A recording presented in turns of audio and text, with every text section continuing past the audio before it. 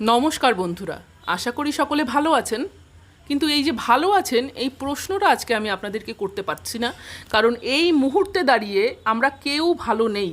অন্ততপক্ষে স্বাভাবিক রুচিসম্পন্ন মানুষ, যার মধ্যে সামান্যতম শিক্ষা আছে, যার মধ্যে সামান্যতম বিবেকবোধ আছে, মানবিকতা আছে, সেই মানুষ এই পরিস্থিতিতে দাঁড়িয়ে ভালো থাকতে পারে না।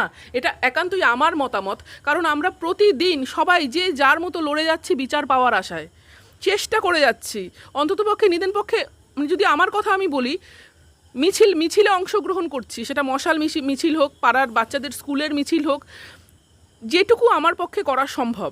আজকে একটি 7 বছরের কন্যা সন্তানের মা আমি। এই পরিস্থিতি দাঁড়িয়ে আমি ভীষণভাবে ভীত যে কি রাজ্যে আমরা বাস করি বলুন তো, যেখানে ধর্ষকের শাস্তির থেকে ধর্ষকের অপরাধগুলোকে ধামাচাপা দেওয়ার জন্য শাসক দল বেশি খাটে, বা আমাদের যে সিস্টেম, যে প্রশাসন, তারা বেশি খাটে। আজকে আমি একটু আগে বললাম যে যদি যার মধ্যে একটু শিক্ষা আছে সেও কিন্তু আজকে ভালো নেই। কিন্তু এই শিক্ষার ব্যাপারটাও বেশ জটিল, কারণ আমি যদি দেখি যে গতকাল গ্রেপ্তার হলেন সন্দীপ ঘোষ। উনি শুনলাম বনগাঁ একটি হাই স্কুলের ফার্স্ট বয় ছিলেন। শিক্ষিত মানুষ, কিন্তু তার মধ্যে কি তিনি কি সত্যি শিক্ষিত? আপনারা সবাই জানেন, এর উত্তর আমরা সবাই জানি এই মুহূর্তে দাঁড়িয়ে। তো এই আরজি করে তিলোত্তমা, বাবা মা কতটা কষ্ট করে, কতটা মেধাবী হলে একটা স্টুডেন্ট সে ডাক্তার হতে পারে বলুন তো? কতটা মেধাবী হলে? আজকে আমার একটি 7 বছরের মেয়ে আছে, আমি জানি, আমি একটা জায়গায় চাকরি করি, তারপরে আমার মেয়ের পেছনে আমাকে যে শ্রমটা দিতে হয় সেইটা আমি জানি।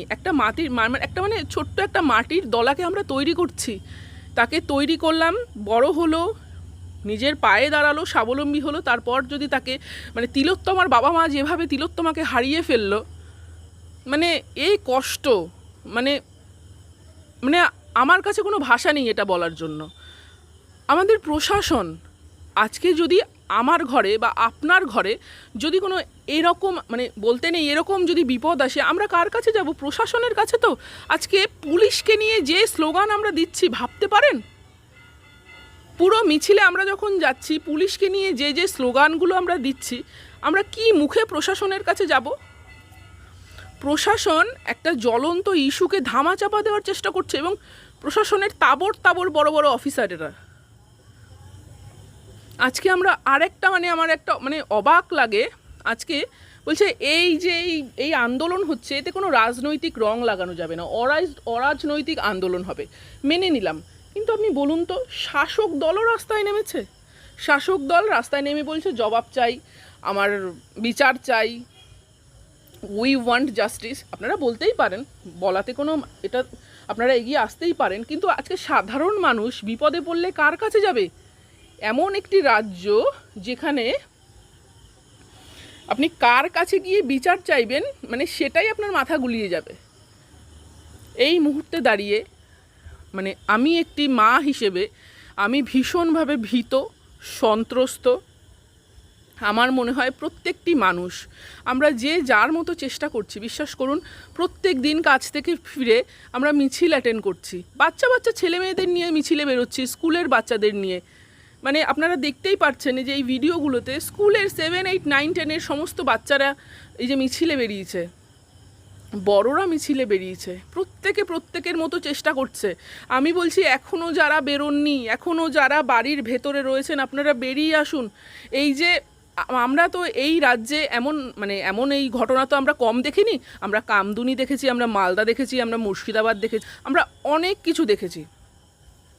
কুণাল ঘোষ তো কয়েকদিন আগে শুনলেনই তো, কত রাজ্যের কত ঘটনার কথা বলছিল। তাতে তো আমাদের রাজ্যের দোষগুলো চাপা পড়ে যায় না। তো তেমনভাবে কোনো আন্দোলন কিন্তু দানা বাঁধেনি। এই প্রথম তিলোত্তমার মৃত্যুতে দেখছি যে এই আন্দোলনটাকে আপনারা নিভে যেতে দেবেন না। যে যার মতো চেষ্টা করুন, কিছু না পারলে অন্ততপক্ষে মিছিলগুলো অ্যাটেন্ড করুন, এর জন্য যাতে প্রশাসন বুঝতে পারে এই যে শাসক দল যে আজকে ভীত, এটা আপনাদের আন্দোলনের জন্যই, আমাদের আন্দোলনের জন্যই। আপনারা সবাই বেরিয়ে আসুন। আমরা এই যে মিছিল করতে যাচ্ছি না, অনেক মানুষ দেখি ফ্ল্যাটের জানলা দিয়ে দেখছে, রাস্তায় দাঁড়িয়ে মিছিল দেখতে বেরিয়েছে। আমি বুঝতে পারি না আপনাদের কি ইচ্ছে করে না? বাচ্চা বাচ্চা ছেলে মেয়েগুলো যখন হাঁটে, যে বেরিয়ে আসি তাদের সঙ্গে যাই। আমরা এই আন্দোলন জারি রাখবো। প্রত্যেক দিন আমরা বেরোচ্ছি। আপনাদের কাছে একান্ত অনুরোধ, আপনারাও বেরিয়ে আসুন। আপনারাও, বেশিরভাগ মানুষই যে যার মতো চেষ্টা করছে। আমি বলছি যারা এখনও এগিয়ে আসেননি, আপনারা আসুন। সবাই মিলে একসাথে লড়ে দেখি তিলোত্তমাকে ন্যায় বিচার দেয়া যায় নাকি। চলুন, ভিডিওটি আজকে এখানেই শেষ করছি। আমাদের আজকেও কর্মসূচি আছে, আমি এক্ষুনি বেরিয়ে যাব। তো ভিডিওটা কখন পাবলিশ করবো আমি জানি না। সকলে ভালো থাকবেন, ভালো থাকার চেষ্টা করবেন, ব্যাস এটুকুই আমার বলার।